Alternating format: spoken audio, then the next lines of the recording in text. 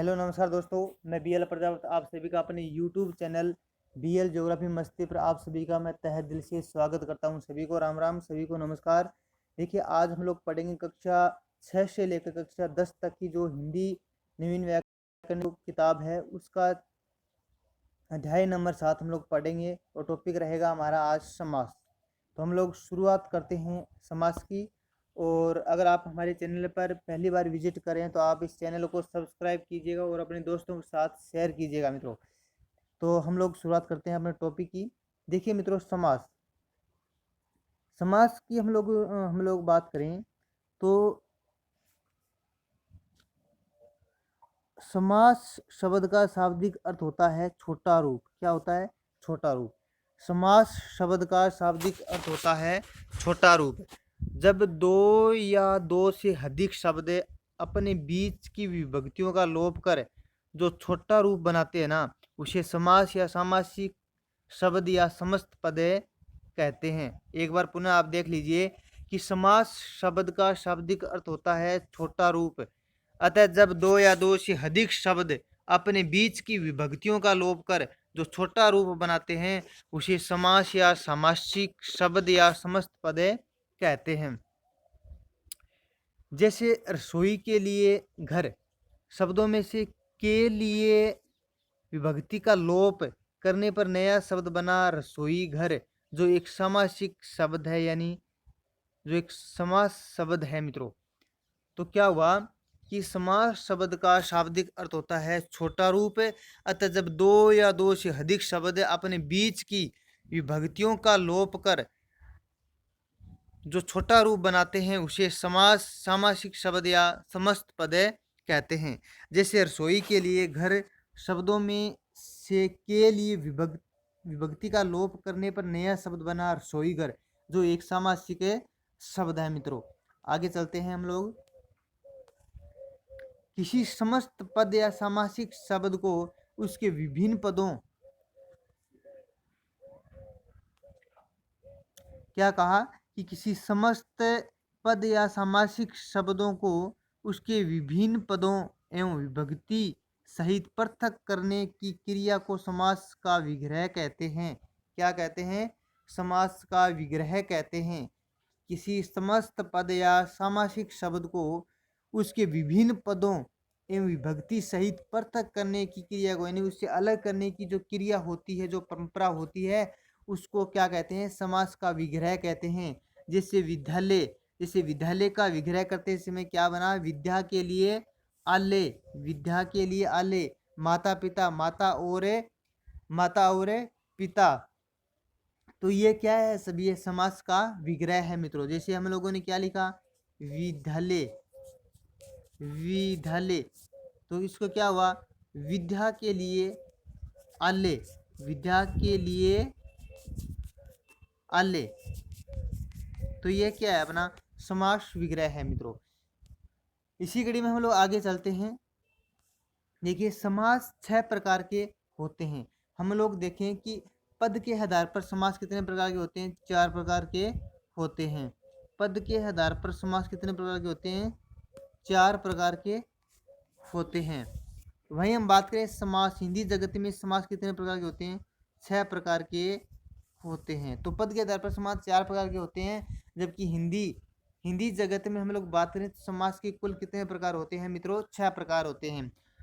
हम लोग बात करें कि 4 क्यों होते हैं और 6 क्यों होते हैं। देखिएगा, जब ये द्विगु समास होता है और क्रमधारय समास, दोनों समास को हम लोग बात करें तो दोनों को तत्पुरुष समास के भेद माने जाते हैं। किसके माने जाते हैं? तत्पुरुष समास के भेद माने जाते हैं मित्रों। द्विगु समास व कर्मधारय समास को किसके भाग माने जाते हैं? तत्पुरुष समास के भाग माने जाते हैं। तो हिंदी जगत में कुल 6 प्रकार के समास बताए गए हैं, जबकि पद के आधार पर हम लोग बात करें तो 4 प्रकार के समास होते हैं मित्रों।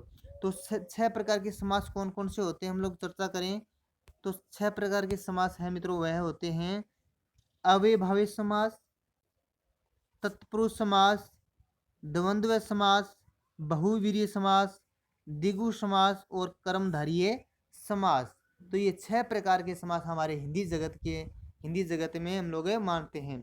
अव्ययभावी समास, तत्पुरुष समास, द्वंद्व समास, बहुवीर्य समास, द्विगु समास व कर्मधारय समास। आइए तो हम लोग चलते हैं सबसे पहले अव्ययभावी समास। देखिए अव्ययभावी समास, अव्ययभावी समास की हम लोगों की चर्चा करें तो अव्ययभाव समास है मित्रों, यानी अव्ययभाव समास में प्राय क्या होता है, पहला पद क्या होता है, प्रधान होता है। तो आपसे पूछा जाए कि पहला पद प्रधान किस में होता है, तो अव्ययभाव समास में पहला पद क्या होता है, प्रधान होता है। और इसकी दूसरी विशेषता क्या है, पहला पद या पूरा पद क्या होता है, अव्यय होता है। क्या होता है, अव्यय होता है। वे शब्द जो लिंग वचन कारक काल के अनुसार नहीं बदलते हैं उन्हें अव्यय कहते हैं। क्या कहते हैं, अव्यय कहते हैं। जो शब्द लिंग वचन कारक काल के अनुसार किसी भी रूप में परिवर्तन नहीं होता है उसे अव्यय कहते हैं। तो इसकी दो हमारे सामने विशेषता हैं कि पहला पद क्या होता है, प्रधान होता है, और पहला पद या पूरा पद अव्यय होता है। वे शब्द जो लिंग वचन कारक काल के अनुसार नहीं बदलते उन्हें अव्यय कहते हैं। तीसरी इसकी विशेषता क्या है, यदि एक शब्द का पुनरावृत्ति होना, यानी एक शब्द का जैसे बीचों बीच, जैसे हम लोग बात करें बीचों बीच, हाथों हाथ, हाथों हाथ, एक शब्द की पुनरावृत्ति हो रही है तो इसमें हम लोग कह सकते हैं कौन सा समास है, अविभाव समास। जहां पर आपको शब्द की पुनरावृत्ति मिले तो आप वहां पर सीधा सीधा ठोक देना कौन सा, अविभावे समास। और पहला पद प्रधान हो और पहला पद अव्यय हो, यानी पहला पद क्या हो, अव्यय हो, तो वहां पर कौन सा समास होगा, अविभाव समास होगा मित्रों। चौथी इसकी विशेषता क्या है कि संस्कृत के उपसर्ग युक्त पद भी अव्ययभाव समास के होते हैं। यानी जहां पर पहले शब्द में आपको क्या मिले, उपसर्ग मिले, उपसर्ग मिले तो वह पद कौन सा होगा, अव्ययभाव समास होगा। जैसे हम लोग उदाहरण की बात करें यहाँ पर तो यथाशक्ति, यथाशक्ति शक्ति के अनुसार, यथाशक्ति अवयव, यहाँ पर क्या है, यथा अवय, अवय है यहाँ पर। यथाशक्ति शक्ति के अनुसार, यथाशीघ्र जितना शीघ्र हो, यथा कर्म कर्म के अनुसार, यथा विधि विधि के अनुसार, यथा अवसर अवसर के अनुसार, यथेच्छा इच्छा के अनुसार। प्रतिदिन, आप देखिए प्रति उपसर्ग है यहाँ पर, तो प्रति प्रत्येक दिन या दिन दिन या हर दिन, प्रत्येक प्रति प्रत्येक यानी प्रति, अब यहाँ पर प्रति उपसर्ग है मित्रों, हर एक या एक एक प्रति एक, प्रतिदिन प्रत्येक दिन या दिन दिन या हर दिन, प्रत्येक प्रति प्लस एक यानी हर एक एक या प्रति एक, प्रत्येक प्रति प्लस अक्ष यानी अक्षी के आगे। तो यहाँ पर अव्ययभाव समास, यहाँ पर आप लोगों को दिख रहा है कि पहला पद अव्यय हो रहा है, कहीं पर पहला पद आपको उपसर्ग दिखाई दे रहा है, तो सीधी सी बात है यहाँ पर कौन सा समास होगा, अव्ययभाव समास से होगा मित्रों। आगे की ओर हम लोग चलते हैं। जैसे अब शब्दों की पुनरावृत्ति हो रही है मित्रों, यहाँ पर देखिए जैसे घर घर, तो एक शब्द की पुनः पुनरावृत्ति हो रही है तो घर, प्रत्येक घर, घर घर यानी प्रत्येक घर, हर घर, किसी भी घर को न छोड़कर, तो यानी घर घर। जैसे हाथों हाथ, एक हाथ से दूसरे हाथ तक, हाथ ही हाथ में, रातों रात, बीचों बीच, साफ साफ, आमरण, अब आ यहाँ पर उपसर्ग है, मरने तक, मरने पर्यंत, मरण पर्यंत यानी आमरण। यहाँ पर आ क्या है, उपसर्ग है मित्रों, यहाँ पर आ क्या है, उपसर्ग। हमने पहले क्या कहा था कि अव्ययभाव समास में पहला पद उपसर्ग होगा, अव्यय होगा, पहला पद प्रधान होता है, वह कौन सा समास होता है, वह समास अव्ययभावी समास होता है। जैसे घर घर में, हम घर घर में शब्द की पुनरावृत्ति हो रही है तो आपको ये देखकर सीधा ठोक देना है कौन सा, अव्ययभाव समास। जहाँ पर शब्दों की पुनरावृत्ति हो रही है तो वहां पर अव्ययभाव समास होगा, अगर पहला पद आपको उपसर्ग मिले तो वहां पर भी अव्यय समास होगा।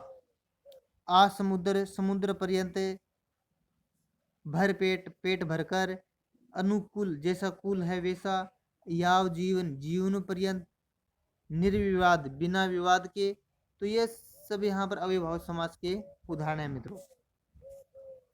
अब हम लोग चलते हैं, हमारा अगला समास है तत्पुरुष समास। कौन सा समास है, तत्पुरुष है समास है मित्रों। देखिए तत्पुरुष समास में दूसरा पद प्रधान होता है।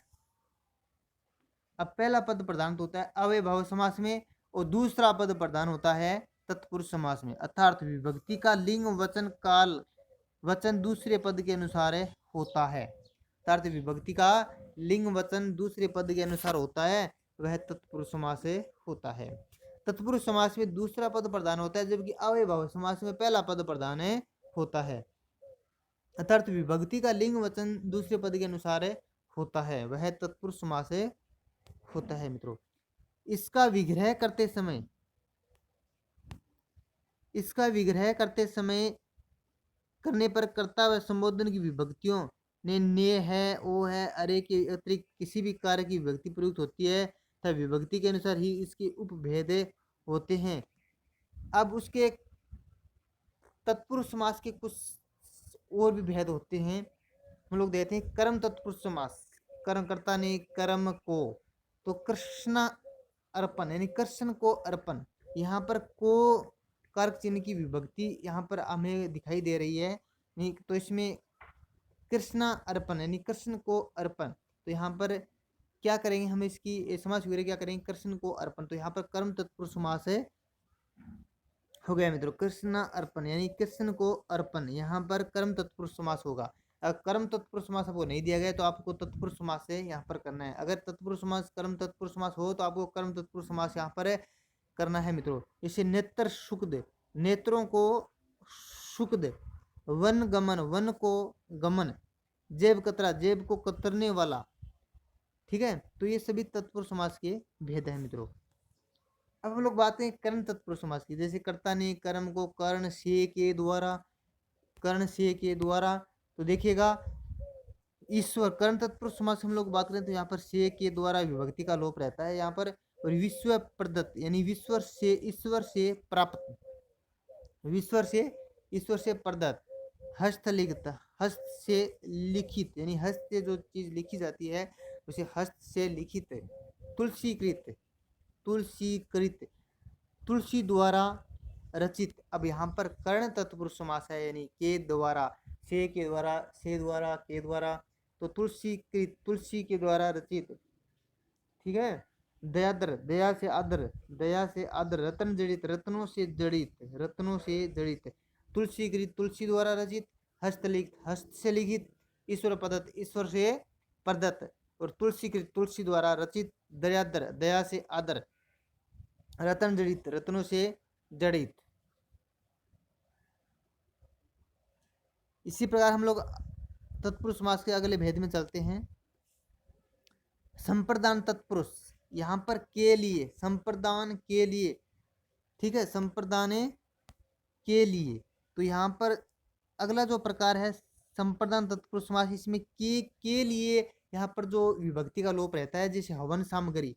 अब हवन के लिए सामग्री, हवन के लिए सामग्री से जिस तरह विद्यालय, विद्यालय के लिए आलय, विद्यालय के लिए आलय, हवन, हवन के लिए सामग्री चाहिए, विद्यालय के लिए आलय चाहिए, गुरु के लिए दक्षिणा चाहिए, दक्षिणा चाहिए, तो गुरु के लिए दक्षिणा,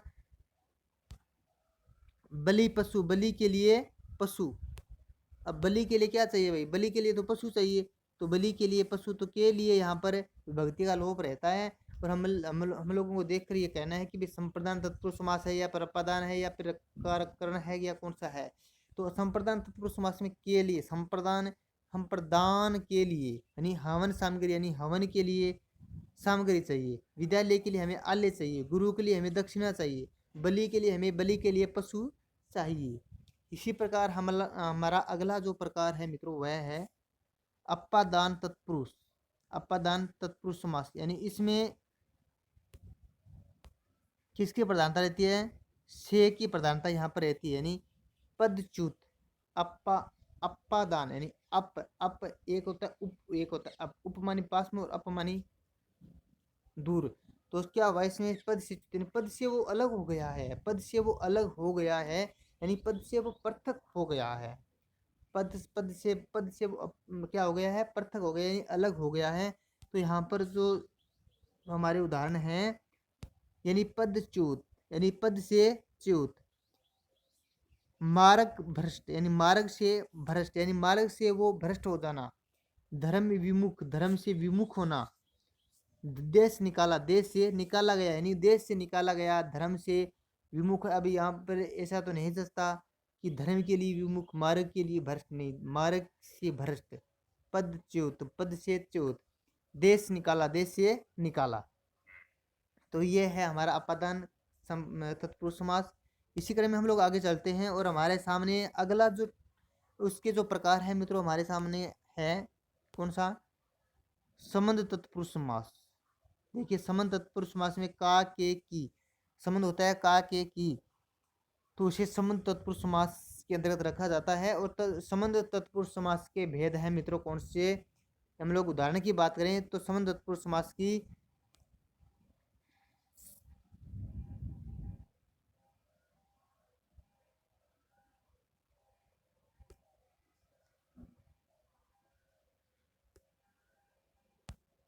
देखिए मित्रों, संबंध तत्पुरुष समास की हम लोग बात करें तो मंत्री परिषद, मंत्री परिषद यानी मंत्रियों की परिषद होती है। आप लोगों को पता है कि मंत्रियों की परिषद, किसकी परिषद? मंत्रियों की परिषद। यहाँ तक ठीक है। अगला है हमारा प्रेम सागर, प्रेम का सागर। क्या हुआ? प्रेम का सागर। तो संबंध बता रहा है कि भी जो सागर है वो प्रेम का सागर है, यानी मंत्री परिषद, यानी जो परिषद है वो मंत्रियों की परिषद है। तो भी संबंध तो यहाँ पर बता रहा है ना आपको, तो कि मंत्री परिषद, मंत्रियों की परिषद, प्रेम सागर, प्रेम का सागर। अब राजमाता यानी राजा की माता, यहाँ पर राजा की माता का संबंध आपसे आपसे संबंध बता रहा है, संबंध का बोध करा रहा है, तो यहाँ पर संबंध तत्पुरुष समास होगा। जैसे हम लोग बात करें अमचूर, आम का चूर्ण, अमचूर यानी आम का चूर्ण। अब यहाँ पर ऐसा तो हो नहीं सकता कि भी आम से चूर्ण, आम से चूर्ण क्या होता है? आम का चूर्ण, चूर्ण किसका होता? आम का। नहीं, आम का संबंध यहाँ पर हम लोगों को बोध करा रहा है, तो आम का चूर्ण। अगला उदाहरण है रामचरित। अब रामचरित क्या हुआ? राम का चरित। अब राम का चरित, राम का चरित, अब राम का चरित यहाँ हम लोगों को बता रहा है कि राम का चरित्र के बारे में, कि राम का चरित यानी राम का चरित। तो ये है संबंध तत्पुरुष का के की। अगला इसका उदाहरण है मित्रों हदीकरण। हदीकरण तत्पुरुष समास हम लोग बात करें, हदीकरण तत्पुरुष समास में पेपर। अब वन में वास, वन में वास करने वाला, ठीक है। अधिकरण तत्पुरुष समास की हम लोग बात करें तो यहाँ में पर पे की जो है यहाँ पर रहती है, जैसे वनवास, वन में वास। अगला है जीव दया, जीवों पर दया करने वाला, यानी जीव दया यानी जीवों पर दया करने वाला। ध्यान मगन, ध्यान में मगन होना यानी एकाग्रत होना, यानी ध्यान में मगन होना, ध्यान में मगन होना। घुड़सवार, अगला है घुड़सवार, घोड़े पर सवार। किस पर सवार है? घोड़े पर सवार। घृतानन, घी में पका अन्न, यानी घी में पका अन्न। घुड़सवार, घोड़े पर सवार, घृतानन, घी में पका अन्न। अगला है कवि पुंगव, कवियों में श्रेष्ठ। अब कवि पुंगव क्या होता है? कवियों में श्रेष्ठ। कवि पुंग, कवि पुंग, कवियों में श्रेष्ठ। मित्रों ये आपको बहुत ध्यान से पढ़ना है, इस वीडियो को आपको अंत तक जरूर देखना है, कहीं ना कहीं आपके एग्जाम की दृष्टि से बहुत महत्वपूर्ण साबित हो सकता है, क्योंकि ये बुक है जो 6ठी क्लास से लेकर 10वीं तक की जो नवीन हिंदी व्याकरण की जो किताब है उनमें से ये सभी उदाहरण उनमें से ही मैं लेकर आया हूँ। और आपको एक एक उदाहरण आपको बहुत ध्यान से देखना है। अगर एक बार वीडियो आपको ध्यान में समझ में न आए तो आप इस वीडियो को बार बार पढ़ें और अपने दोस्तों के साथ शेयर कीजिए और सब्सक्राइब भी कीजिए। और जल्द ही हम लोग इस किताब से कुछ महत्वपूर्ण यहाँ पर प्रश्न है वो लेकर आने वाले हैं इस समाज से संबंधित। जैसे ये टॉपिक पूरा होगा तो हम लोग आपके सामने अगले वीडियो में इसके जो हम क्वेश्चन लेकर आप लोगों के सामने हाजिर होंगे। तो आप लगातार इस वीडियो पर बने रहें और बेल आइकन को प्रेस कर दीजिए ताकि हम लोग कोई भी वीडियो यहाँ पर पोस्ट करें तो आप तक वीडियो पहुँच सके। तो अगला हमारा जो समास का भेद है मित्रों वह है द्वंद्व समास। कौन सा समास है? द्वंद्व समास। देखिए द्वंद्व समास यानी दोनों पद प्रधान होते हैं। शब्द से जो हमें हम लोगों को पता चल रहा है कि द्वंद्व यानी दो समास में दोनों पद प्रधान होते हैं। क्या हुआ कि द्वंद्व समास में दोनों पद क्या होते हैं, प्रधान होते हैं। द्वंद्व समास में दोनों पद क्या होते हैं, प्रधान होते हैं। द्वंद्व दोनों पद प्राय एक दूसरे की विलोम होते हैं, सदैव नहीं। ये बात सदैव नहीं है कि दोनों पद प्राय एक दूसरे के क्या होते हैं, विलोम होते हैं। जैसे हम लोग माता पिता, दाल रोटी, पाप पुण्य, अन्न जल जलवायु, ये सदैव नहीं है कि सदैव एक दूसरे की विलोम हो। ठीक है, दोनों पद एक प्राय एक दूसरे के विलोम होते हैं, सदैव नहीं होते हैं। अगला क्या है, इसका विग्रह करने पर और अथवा या का प्रयोग होता है। इसका विग्रह करते समय करने पर और अथवा या का प्रयोग होता है। यह प्रश्न आपको इस तरह से पूछा जा सकता है कि द्वंद्व समास के बारे में सही कथन क्या है। तो आपसे दे सकता है कि इसमें दोनों पद प्रधान होते हैं, दोनों पद प्रत्यय एक दूसरे के विलोम होते हैं, सदैव होते हैं। तो ये प्रश्न गलत हो गया। तो यहाँ पर हम लोगों को दे रखा है अभी कि दोनों पद प्रत्यय एक दूसरे के विलोम होते हैं, लेकिन सदैव नहीं होता, सदैव नहीं होता, प्राय सदैव नहीं होता है मित्रों ये। तो इसका विग्रह करने पर और अथवा या का प्रयोग होता है, यह भी सही है। तो इसका जो गलत ऑप्शन होगा वो दोनों पद प्राय एक दूसरे के विलोम होते हैं, जो मैंने वहां पर लिखा सदैव होता है, लेकिन ऐसा नहीं होता है। इसका उदाहरण है मित्रों, वह क्या है, जिसे माता पिता। अब माता और पिता, माता और पिता, ठीक है। इसका अगला उदाहरण है दाल रोटी, दाल और रोटी। माता पिता यानी माता और पिता, दाल और रोटी, पाप पुण्य ने पाप या पुण्य, पाप और पुण्य, ये दोनों से ही है, कोई दिक्कत नहीं है मित्रों। यहाँ पर अन्न जल, अन्न और जल, जलवायु, जल और वायु, जलवायु, जल और वायु, जल और वायु, दोनों पद क्या होते हैं, प्रधान होते हैं। वायु भी प्रधान है, जल अपनी जगह प्रधान है, तो जल और वायु।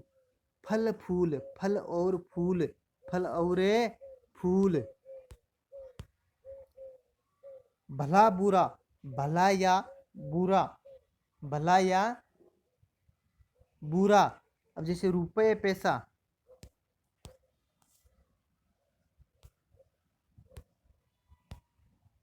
रुपये, रुपया पैसा, रुपया और पैसा। अपना पराया, अपना या पराया, अपना, अपना या पराया।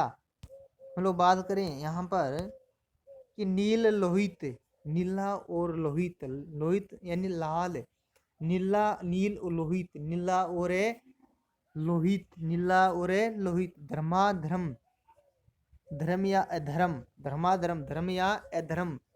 सुरासुर, सुर या असुर, सुर या असुर। शीतोष्ण, शीत या उष्ण, सुरासुर, सुर या असुर, ठीक है, शीतोष्ण।